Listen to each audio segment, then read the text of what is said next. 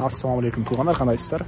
Назарыңыздарда қайрадан базары жоқ каналы. Бүгін 28 август 2022 жыл. Мен Бишкек шаарынын батыш түндүгү ата журт конушунда жүрөм туғандар. Ушул жактан бир сатылуучу үй бар экен, ошол жөнүндө силерге маалымат берейин деген.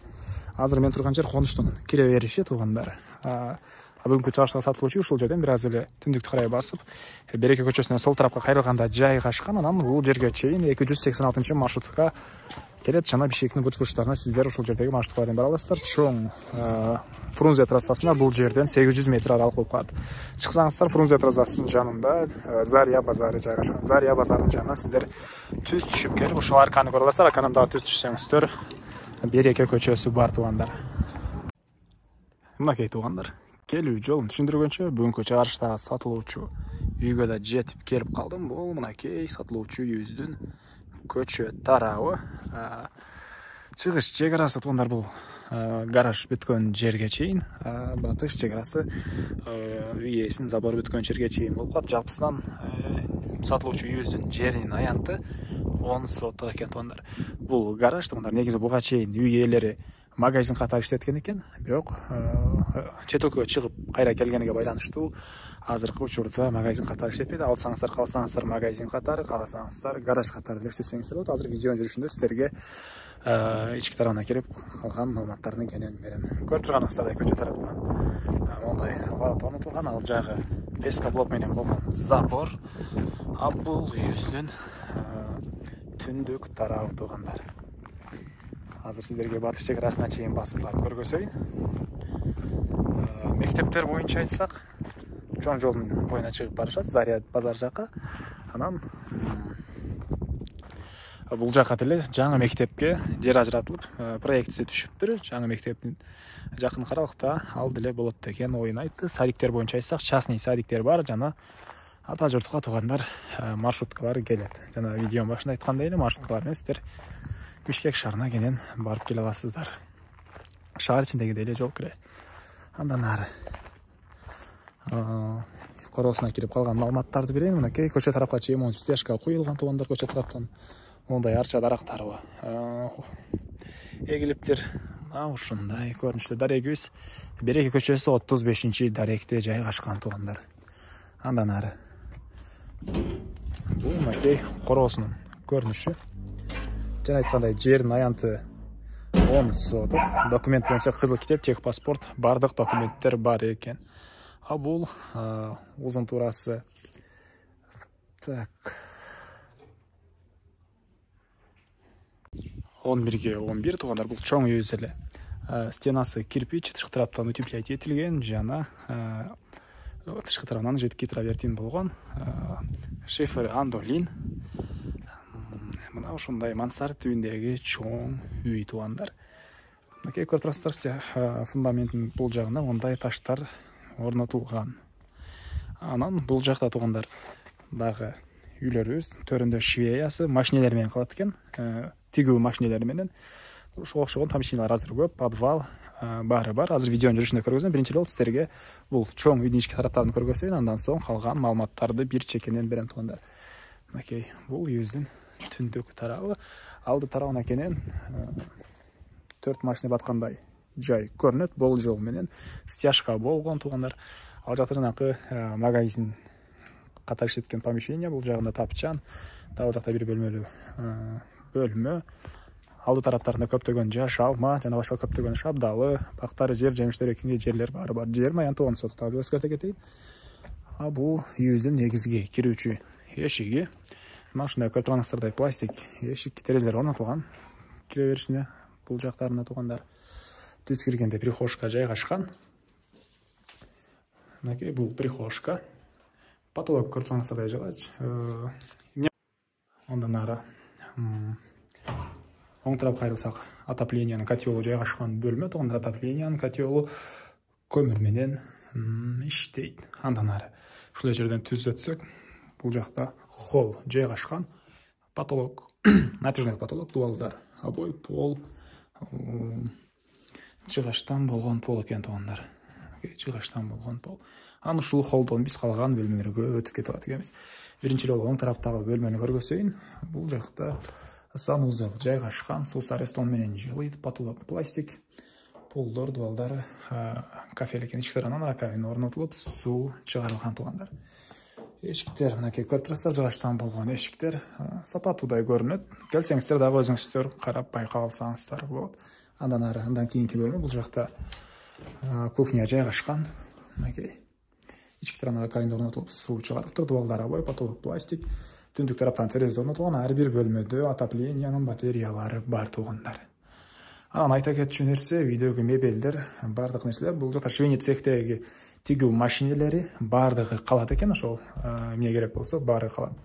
Келип эле иштетсеңиздер деле азыр видеонун жүрүшүндө ал жакта да көргөзөм. Бул жакта дагы бир мондай зал, көрүп турасыздар, дуалдар обой, батыш тараптан терезелер орнотулган, решеткалар деле орнотулуптур туугандар, терезелер. Ар бир бөлмөдө отоплениянын батареялары бар. Мынакей, мына ушундай бөлмө бул жагы. Андан ары кайра эле холго чыгып, оң тарапка кайрылсак, бул жакта спальный бөлмө жайгашкан. Мынакей, потолок пластик, дуалдар обой, чыгыш тараптан терезе орнотулуптур. Пол ламинат экен бул жактыкы туугандар. Анан экинчи этажга чыккан тепкичтер мына ушул холдун чыгыш тарабына орнотулган. Мынакей көрүп турасыздар, жана ушул тепкичтердин ылдый тарабында деле бул жерде кладовка бар туугандар. Мына бул жагы кладовка. Андан ары эми сиздерге мансартты көргөзөйүн. Мынакей бул тепкичтердин өйдө тарабы. Көрүп турганыңыздардай терезелер орнотулган, потолок натяжной потолок. Чыгып эле оң тарапка кайрылсаңыздар, бул жакта бир бөлмө, потолок натяжной, дуалдар обой, түндүк тараптан терезе орнотулуптур. Мынакей. Анан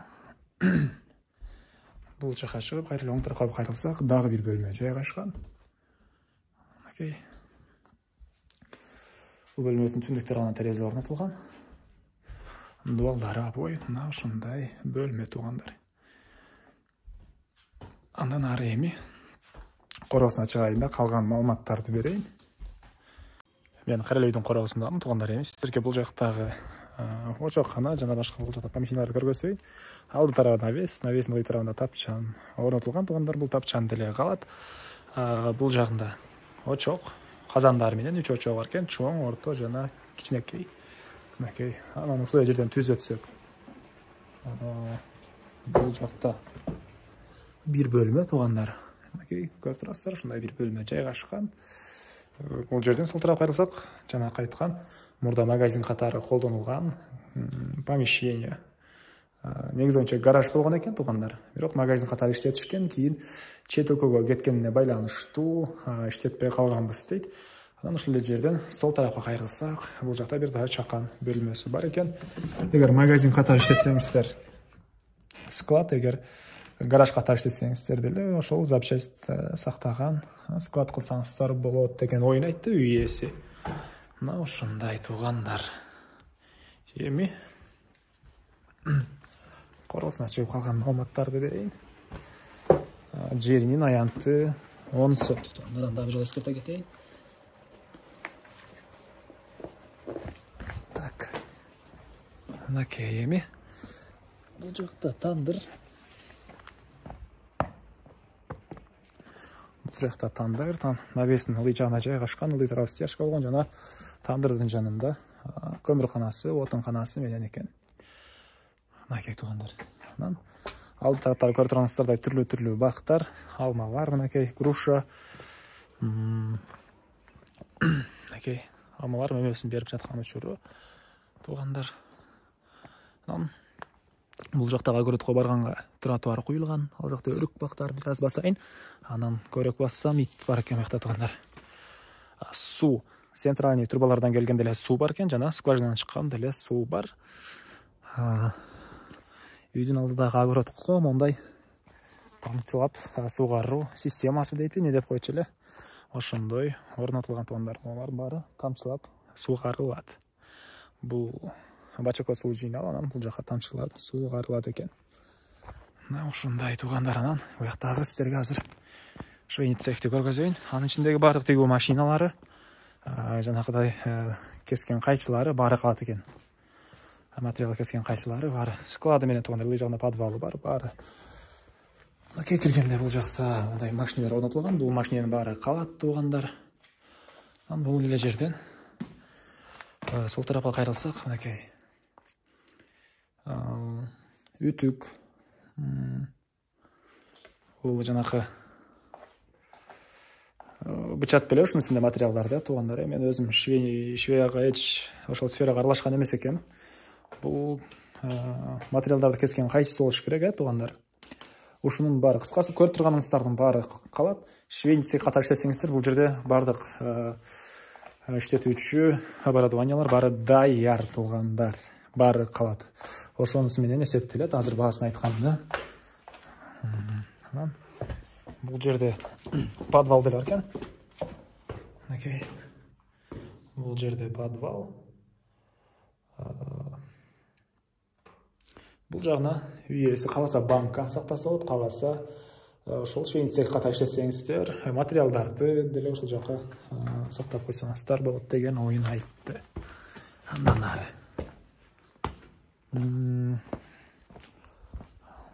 Так.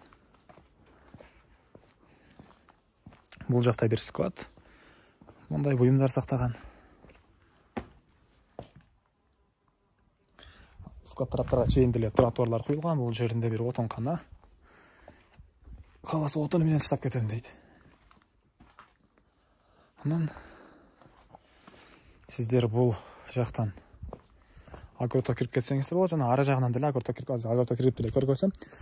Бул жагында үтүшкалар анда туалет, бул жагында тоокана бар экен туугандар. Бул жакта тоокана.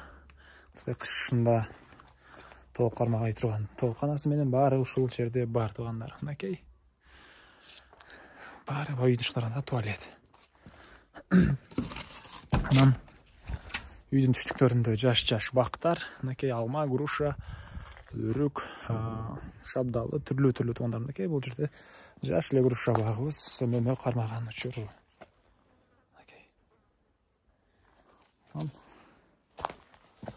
Жакта огородун деле көргөзө кетейин. Бул жакта огород туугандар, мынакей. Түрлүү жер жемиштер. Эми айтылбаган эмне маалымат калды туугандар? Айтылбаган бир эле баасы калды окшойт. Бул үйүздүн баасыны 12 миллион сом деп атышат. Долларга өзүңүздөр курс менен которуп алыңыздар. 12 миллион сом сүйлөшүү болот. Базар жок каналынан деп звонок кылсаңыздар, сүйлөшүү болот экен. Анан достор менен, группалар менен бөлүшсөңүздөр, мага үй ээсине жана кимдир бир ушул сыяктуу үй издеген болсо, ошол адамга сиздер чоң жардам берген болосуздар туугандар. Андыктан достор менен бөлүшөбүз. Анда эмесе мен сиздер менен коштошом. Кийинки чыгышка чейин саламатта калыңыздар.